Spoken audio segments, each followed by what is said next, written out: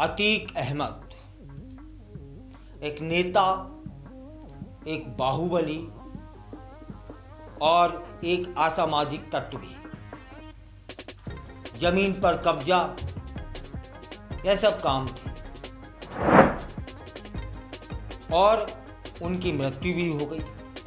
लेकिन उनकी मृत्यु के बाद भी जमीन पर कब्जा जैसा जो काम था वह रुका नहीं है, थमा नहीं है।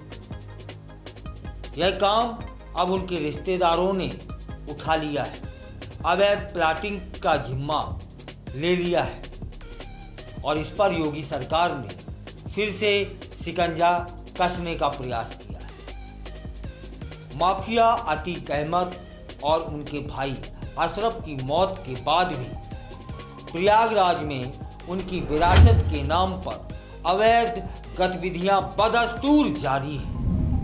अब इन कामों को अंजाम दे रहे हैं खुद उनके करीबी रिश्तेदार। योगी सरकार ने इन अवैध कार्यों पर लगाम लगाने के लिए कार्रवाई भी शुरू कर दी है।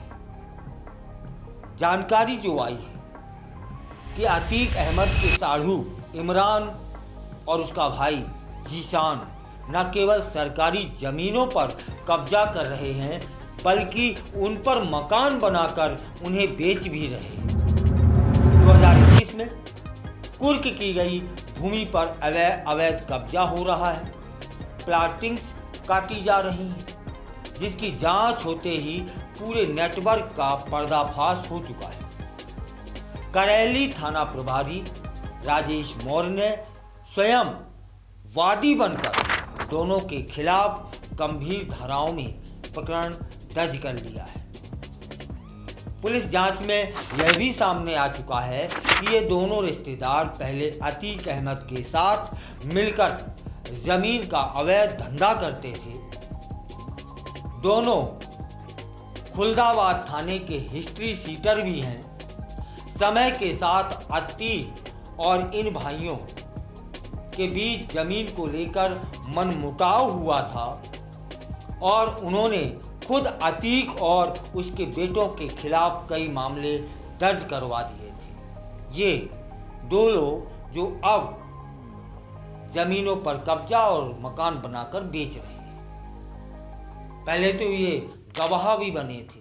जब जीशान उर्फ जानू ने सरकारी गवाह बनकर सहयोग किया था सरकार का, तब सरकार ने उसे सुरक्षा के लिए गनर भी मुहैया करा दिया था। लेकिन बाद में वह और उसका भाई फिर से माफियागिरी की राह पर लौट आए और अतीक की तरह अवैध जमीन कब्जा करना, प्लाटिंग शुरू कर दी।